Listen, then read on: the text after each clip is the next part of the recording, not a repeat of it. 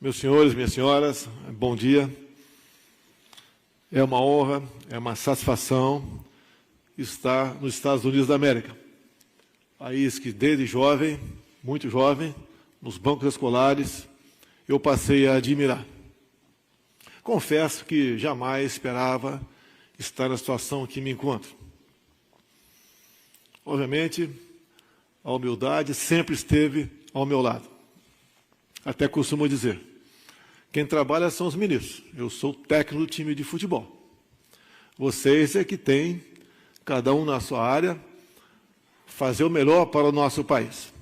E cada um fazendo o melhor para o seu país, nós, aos poucos, estamos resgatando a nossa credibilidade junto ao mundo e o que é muito importante, a confiança.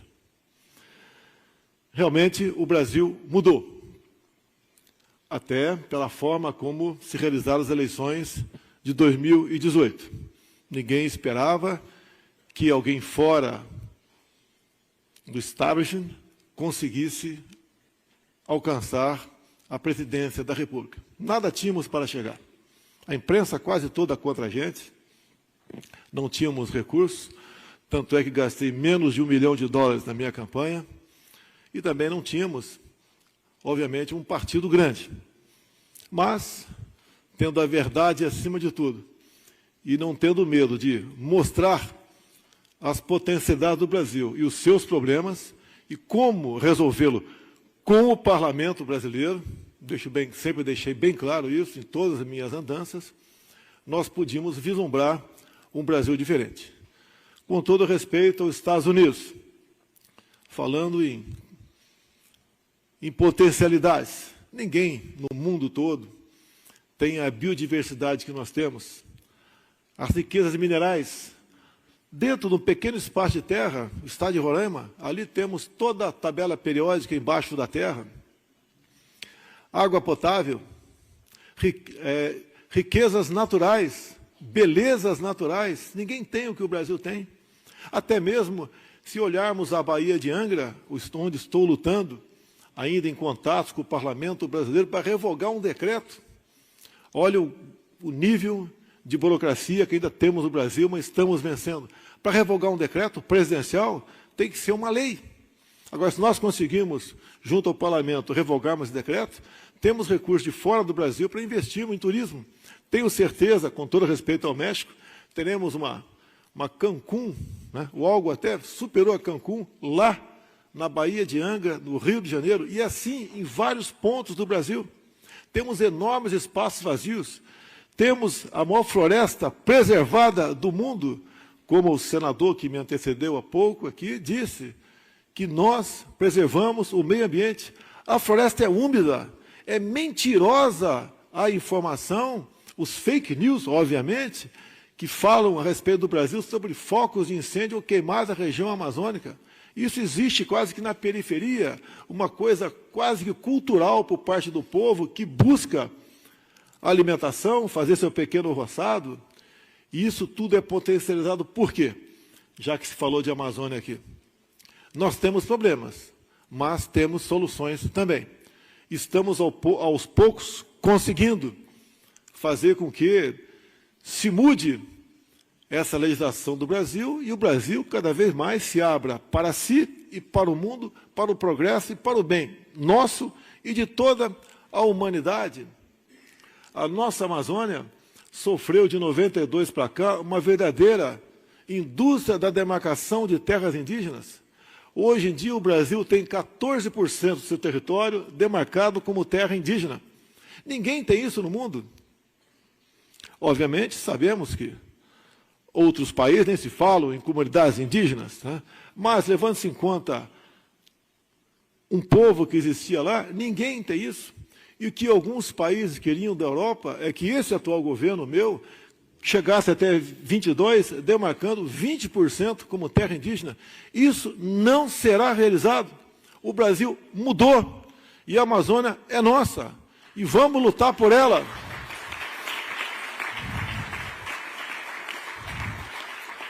Os governos de esquerda descobriram também outras fórmulas de atrapalhar e impedir o desenvolvimento do Brasil com comunidades quilombolas, com todo o respeito que nós temos àqueles que vieram para o Brasil e foram escravizados.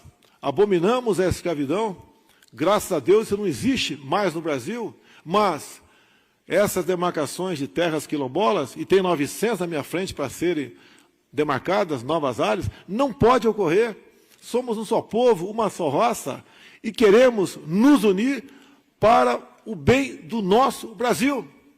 O Brasil, além das riquezas que falei aos senhores, tem um povo também maravilhoso, um povo pacífico, um povo ordeiro, um povo trabalhador, que tem seus problemas, obviamente, tá? Mas cabe a nós, políticos, em especial do Executivo e do Legislativo, buscar solução para isso. Estamos conseguindo, estamos mudando. Os nossos ministros, pela primeira vez na história do Brasil, foram escolhidos pelos critérios técnicos. Os melhores que haviam no mercado e que se voluntariaram para tal, estão compondo o nosso governo. Nós temos um economista na economia, um médico na saúde, um jurista na justiça, temos engenheiro na infraestrutura, temos um ambientalista no meio ambiente. Então, o Brasil compôs o seu time de pessoas habilitadas e qualificadas que devem, sim, lealdade ao seu povo, e não mais a partidos políticos. E, dessa forma, estamos mudando o Brasil. Os números, não só da economia, bem como das demais áreas, falam por si. Durante o ano que se passou, obviamente, temos no momento uma crise, uma pequena crise, né? No meu entender, muito mais fantasia, a questão do coronavírus, que não é isso tudo que a grande mídia propaga pelo mundo todo. A outra, alguns da imprensa conseguiram fazer de uma crise a queda do preço do petróleo. Entendo que daria muito mais, é melhor cair 30% do que subir 30% o preço do petróleo. Mas isso não é crise.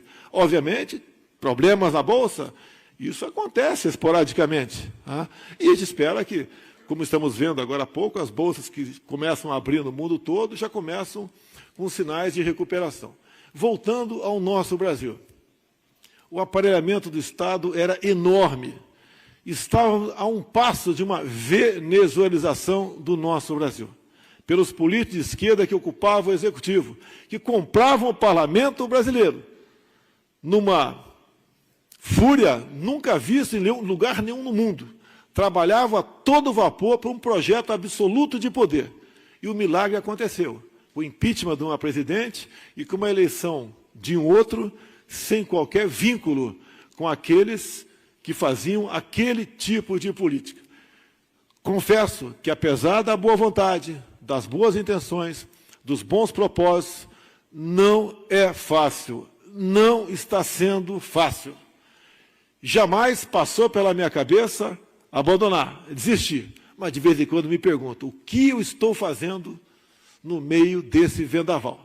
Alguém tinha que estar na frente desse navio, e nada como o capitão. E, por coincidência, o capitão do Exército está à frente do destino do Brasil. E, obviamente, contamos com boas pessoas dentro do Parlamento, dentro do Judiciário, entre outros setores da sociedade, para ajudar a mudar o Brasil. Vencemos um grande desafio, que foi a reforma da Previdência. Outros presidentes, ao longo de 20 anos, tentaram, mesmo tendo o Parlamento sob julgo, ao peso de ministérios, de bancos oficiais e estatais, que eram distribuídos à vontade para partidos políticos, não conseguiram. Nós conseguimos um trabalho de convencimento. Tínhamos que fazer essa reforma. Ela é amarga, sim, para parte da população, mas o remédio era esse. Ou se aplicava agora, ou o Brasil sucumbiria. Conseguimos aprovar. Temos agora 2 desafios pela frente. Eu julgo um tão importante quanto o primeiro, uma reforma tributária.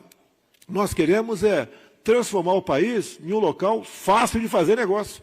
Que hoje em dia somos um dos países ainda mais difíceis de fazer negócio.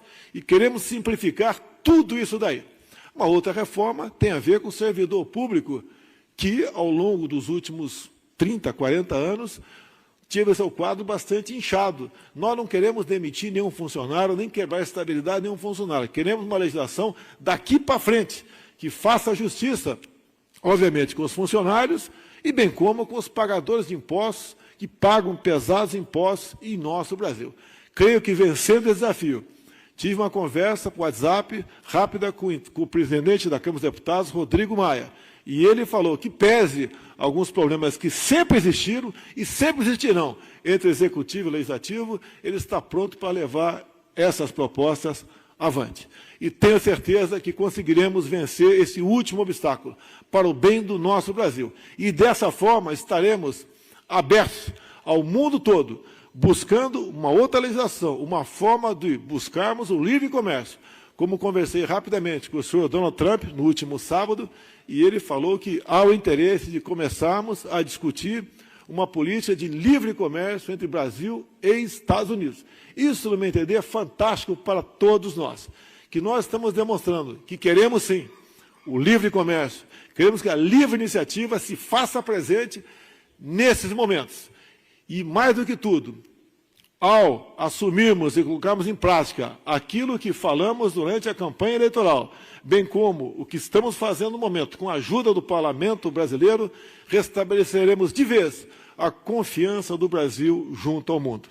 Assim sendo, eu sei que a vontade, a certeza e a garantia de os senhores investir no Brasil será muito forte para o bem dos nossos países. Entrando na questão política, sabemos do problema da Venezuela, sabemos da dificuldade para resolver esse problema.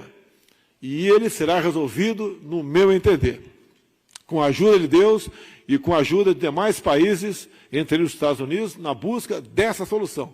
É um Estado riquíssimo em petróleo e ouro, entre outros bens, mas que foi tomado pelo socialismo e pelo comunismo. E nós devemos, a todo custo, ao fortalecer o relacionamento Brasil-Estados Unidos, transformar, de fato, o Brasil como uma referência dentro da América do Sul. Vindo a prosperidade, outros países se associarão a nós e deixaremos de ter o pesadelo de outras Venezuela aparecer em nossa América do Sul. E com isso a gente conta com o apoio explícito do senhor Donald Trump, que publicamente já disse que me considera como amigo, e eu fico muito honrado com isso. Sabemos do que as nações pensam uma das outras, mas também sabemos que o que o homem pensa sobre o outro, no caso, como chefe de Estado. Há interesse mútuo que nós tenhamos um bom relacionamento. Afinal de contas, podemos nos complementar em muitas atividades da economia. E o Brasil está de portas abertas, de braços abertos, para que cada vez mais essa parceria se torne realidade. Como, por exemplo, ficamos muito honrados com o acordo assinado voltado para a questão da defesa em nosso país. Ao longo dos últimos 30 anos, as Forças Armadas foram esquecidas em nosso país. Mais do que isso, foram perseguidas, porque para se atingir um projeto de poder, precisavam dobrar a coluna vertebral das Forças Armadas. Graças a Deus, não conseguiram, pela formação patriótica dos nossos homens e mulheres militares, que têm, acima de tudo, o amor inseparável de democracia e liberdade. Isso manteve o Brasil vivo. Isso não aconteceu na Venezuela.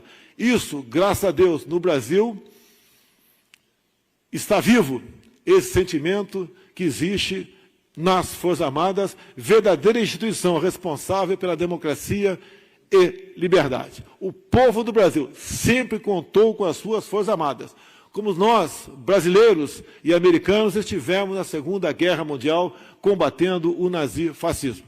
Essa é uma breve história do Brasil. As nossas potencialidades estão aí. Precisamos, sim, cada vez mais nos aproximar, porque isso é bom, no meu entender, não só para os Estados Unidos e o Brasil, é bom para o mundo. E é muito bom viver em liberdade. Costumo dizer que existe um bem maior do que a vida, que é a liberdade. Porque sem liberdade não há vida. E os Estados Unidos é um exemplo de democracia e liberdade para o mundo, que cada vez mais nós queremos nos aproximar, recuperar aquilo que foi esquecido ao longo de 20 e 30 anos por parte de outros presidentes, por outras questões totalitárias. Nós estamos dispostos cada vez mais de seguirmos de mãos dadas nesse destino. Nesse último sábado, tive a honra de, pela quarta vez, encontrar-se com o senhor presidente Donald Trump. Confesso que tenho grande simpatia e respeito por ele. E quero continuar gozando da simpatia e respeito, que, afinal de contas, ele sabe que a recíproca é verdadeira. Os nossos países são quase que irmãos. E esse eixo norte e sul é fundamental para todos nós.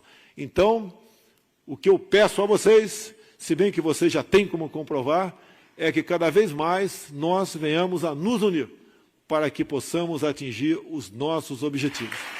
Meus amigos, meus irmãos, muitíssimo obrigado pela oportunidade, pelo carinho, pela consideração e pela confiança. América grande, Brasil grande.